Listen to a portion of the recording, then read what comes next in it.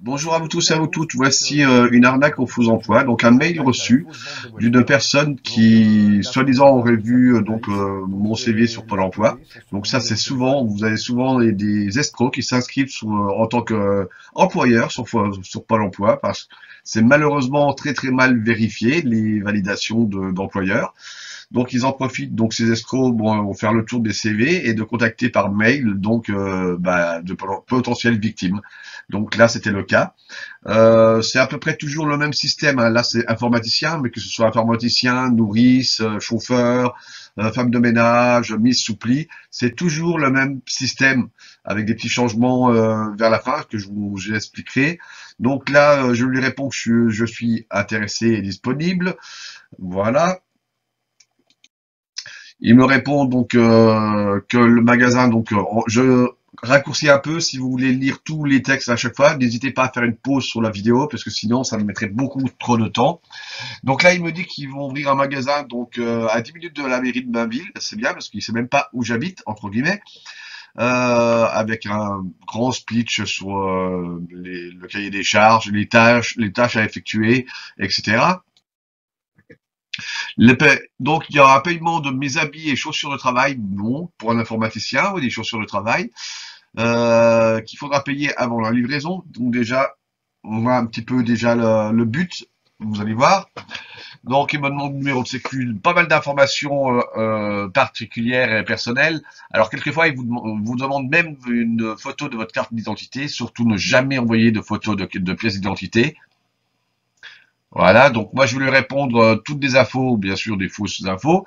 Petite info que je précise peut-être pas assez sur mes vidéos, c'est que j'utilise un faux nom et en accord et entre guillemets avec la poste locale, ils connaissent mon code entre guillemets, donc ils me livrent le courrier même à une autre adresse. Donc je donne une adresse bidon dans ma ville, un nom bidon dans ma ville, mais le courrier m'arrive quand même. Donc voilà.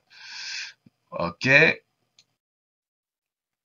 Donc là, toujours un grand speech donc on va raccourcir. Il explique qu'il faudra donc pour les hommes de pantalon, des chemises blanches, Lacoste, etc. Que le salaire sera de 600 euros par semaine, soit 2400 euros par mois. Voilà. Alors là, c'est un peu plus intéressant. Me dit que je serai contacté par son comptable.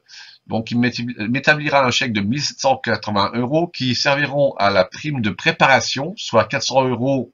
Alors là, il a oublié, mais normalement, 400 euros, c'est une avance, et 1380 euros que je dois envoyer au concessionnaire. Ils appellent ça un concessionnaire particulier qui s'occupera donc des habits, du costume, du travail, etc. Donc, ils nous communiqueront le lieu de travail exact une fois que j'aurai les vêtements, les chaussures de travail. Ils redemandent des informations pour le comptable alors que je lui ai déjà donné avant. Alors, ils me notent aussi que le comptable... Voilà, donc moi je lui ai transmis les infos pour le comptable qui doit me contacter par téléphone, ce qui ne tarde pas à arriver. Donc je vais vous faire écouter le premier message du comptable parce que je l'ai eu plusieurs fois au téléphone, vous allez le voir. Voilà, donc message du comptable, conversation téléphonique, la voici.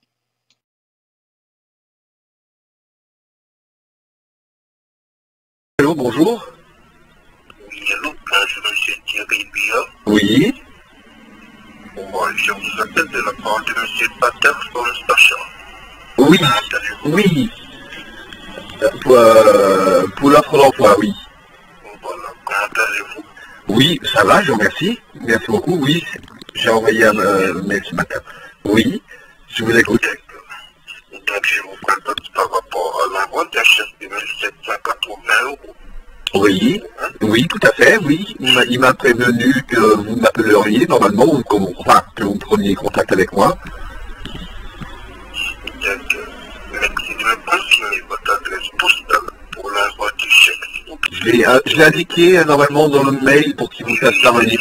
D'accord. Effectivement. Donc, et c'est bien votre ambulance Thierry qui est sur la boîte aux lettres. Oui, D'accord. Et je passe au-dessus de l'envoi du courrier à l'adresse une fois reçu. oui. Merci de me recontacter pour me le confirmer. D'accord, je vous recontacte par téléphone. Si ce numéro, c'est monsieur Ludovic.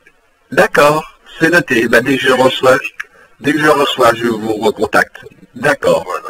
Et C'est entendu. vous êtes bien au Crédit Agricole? Oui. D'accord. Donc, merci beaucoup et bonne journée à vous. Merci à vous, à bientôt. Au revoir. Voici donc le chèque reçu le lendemain en lettre suivie, donc un chèque faisant partie d'un carnet de chèques volé dans un centre de tri en général. Donc je vais signaler donc au faux employeur que j'ai reçu le chèque.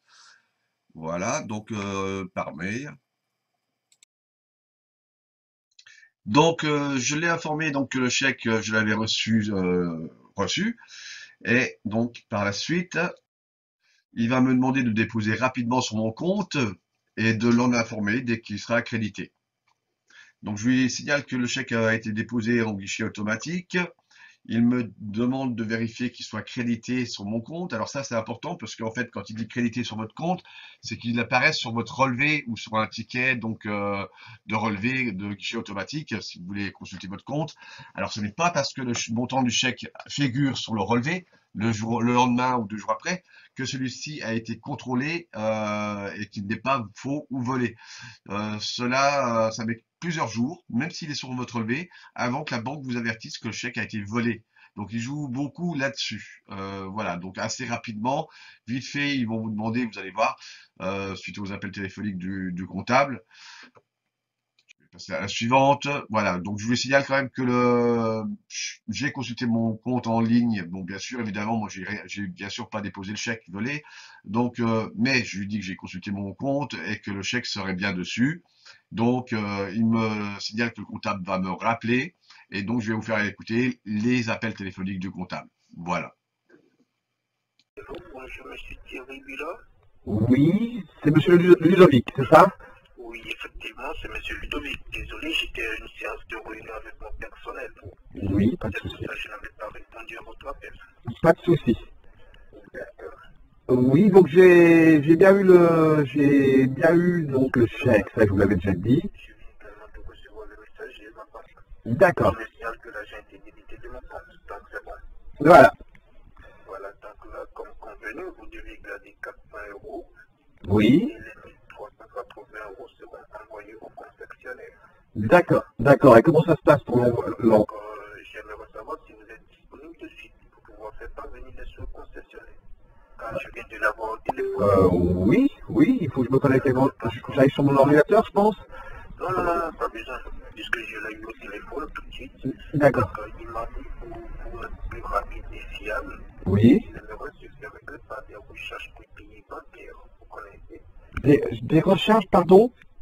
Des recherches prépayées bancaires. Prépayées? Non, pas du tout, non.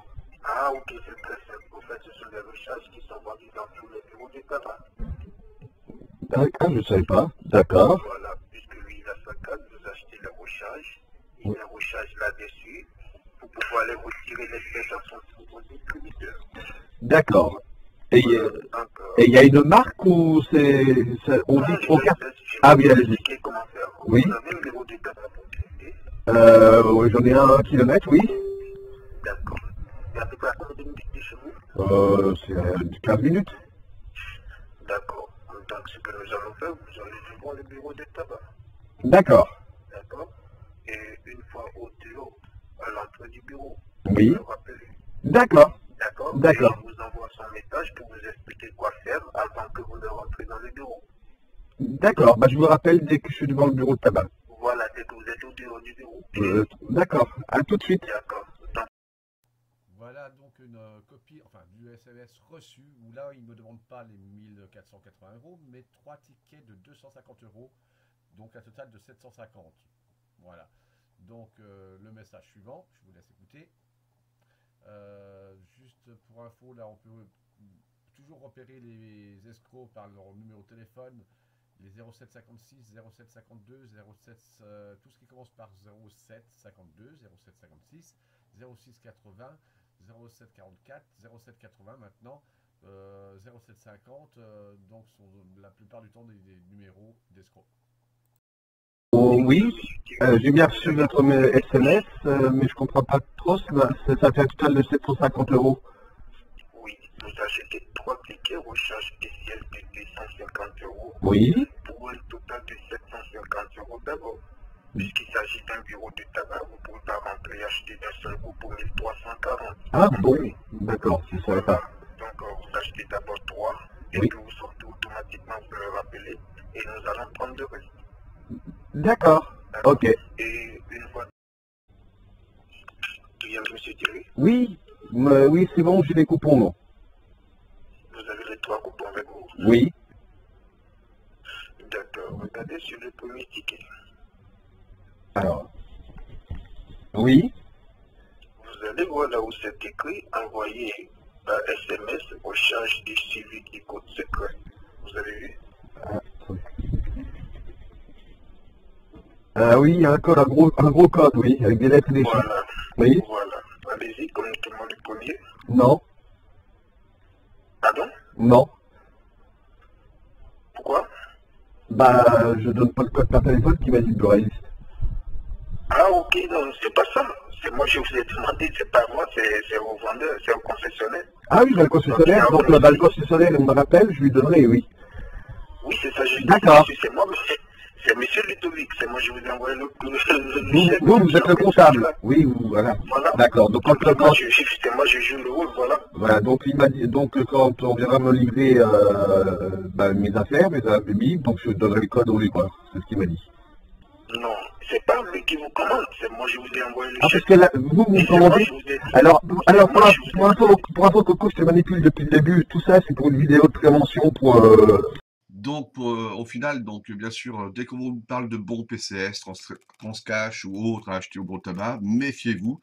Ne donnez d'ailleurs jamais les codes qui sont sur le bon, parce que quelquefois, ils vous demandent d'envoyer directement le bon. Et si on vous demande de cacher les codes, faites attention, on vous envoie un faux lien pour soi-disant vérifier c'est bon.